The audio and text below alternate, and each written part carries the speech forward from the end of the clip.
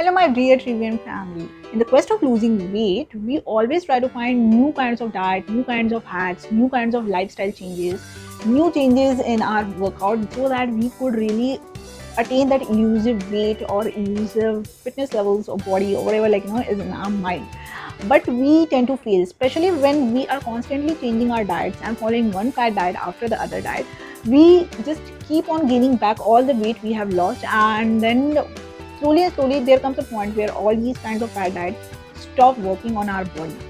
So why are diets failing? Why are not we being able to achieve the weight we are trying to achieve through these diets? We keep on wondering that we are not eating anything overtly unhealthy, or we are very mindful of the amount of food we are having, or we are following any kind of a new fad diet which is in the market, which is in the trend very religiously, but still we are not being able to lose the weight. Why is it so? So this why we are trying to find the answer of this why today. So there are basically 5 points on which you have to judge your diet, give you any permanent weight loss if these 5 points are not being included in your diet. So stay tuned and let's find out what are these 5 points which are the biggest roadblocks in achieving our dream weight.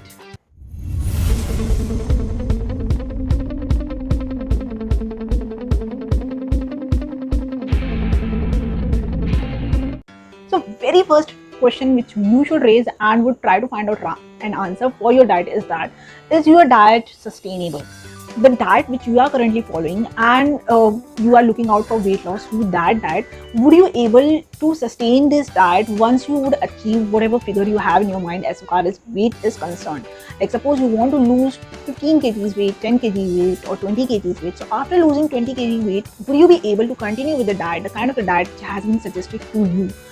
If not, the moment you would go back to your original diet or your normal diet or the diet which is your routine diet, you would bounce back. So if your diet is not basically sustainable, it's not going to help you in losing weight. How your diet should be sustainable, how it should be balanced, and would give you the weight loss. I have done this video on the same topic. I would really recommend you, if you have still not watched this video, to please go and watch this video as well as the video of portion size. Both the videos are very important and would answer a lot many questions of you, especially pertaining to the issues of not losing weight despite following everything to the T. So that is the first question you should ask your diet. Sustainability is very, very important. So second question is your diet very, very restrictive? If your diet is very restrictive pertaining to one particular kind of food like carbs or fat, if you're deprived of this particular food group or foods for a very long duration of time, then you would get craving. Of course, since you are being deprived for such a longer period of time by your favorite food, had been taken away from your favorite food, you would get craving and eventually you would binge upon such unhealthy food, and the overindulgence and the binging of unhealthy food would lead to the weight gain. Second important point is that your diet should be flexible. It should be inclusive even of the foods which are not supposed to be very, very healthy.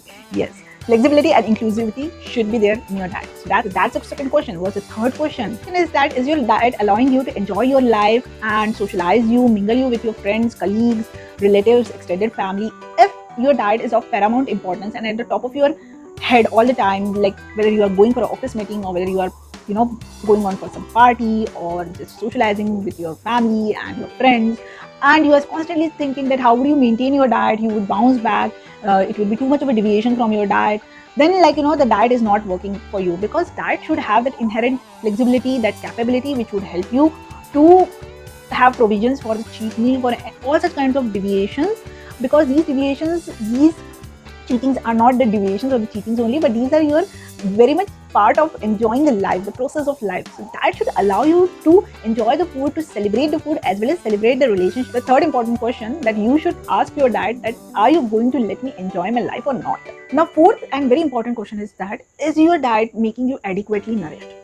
Too much restrictions on a particular food would deprive you of one or more nutrients, thereby affecting you internally as far as your immunity is concerned, as far as your strength and stamina is concerned, and externally as far as your skin, hairs or overall look is concerned. So that is very important, that your diet should take care of your overall health, whether it is bone health, whether it is hormonal health, whether it is skin or hair. All these things should be taken care of by your diet. If you're too restrictive on your carbs and your protein, would be used for the energy purposes instead of building muscles, instead of building your immunity. So your strength and stamina and your immunity would go down. If your diet is too much restrictive on your fat, then your hormonal levels would get disturbed, your fat soluble vitamins levels in your body would go down, and it would result in many hormonal issues, which would also lead you to weight gain. So you would be wondering that though you are not having fat in your food, still you are gaining weight, still you are having so many health issues.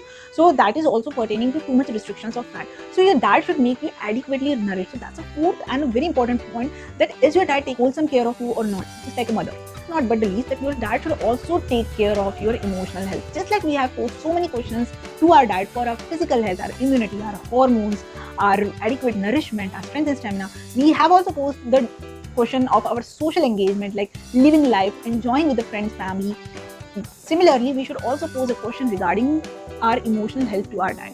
Like how content, how satisfied, how happy do you feel after having your meals? Are you constantly thinking about the food? Are you constantly thinking about the unhealthy food? Are you constantly thinking about the cravings? Are you constantly thinking about some of the parties or the get-togethers you might have missed out or you might have attended, and food is on the top of your mind? Then the diet is definitely not working you. The idea is to enjoy and be content, satisfied with the healthy meal what you are having. So if you are not feeling all these things after having your diet, which would promise you to give you the weight loss, that diet is surely going to fail for you, and you would bounce back and would again be in quest of finding one other diet. So I would recommend you to pose all these 5 questions to your diet and find out whether the diet is working for you or not. So I really hope that you would seek all the answers from your diet by posing these 5 questions. Let me know how much score have your diet had given you after posing these 5 questions. I would be waiting for your feedback in my comment section. Don't forget to like and share the video so that more and more people would get benefited out of it. Not subscribe to the channel, you should be subscribing it. Please subscribe and press on the bell notifications to get a timely notification of such important and wonderful trivia on time. See you in the next video. Till then, take very good care of yourself, because you absolutely deserve this here. As I always say, keep smiling, keep dreaming. Meet you in the next video.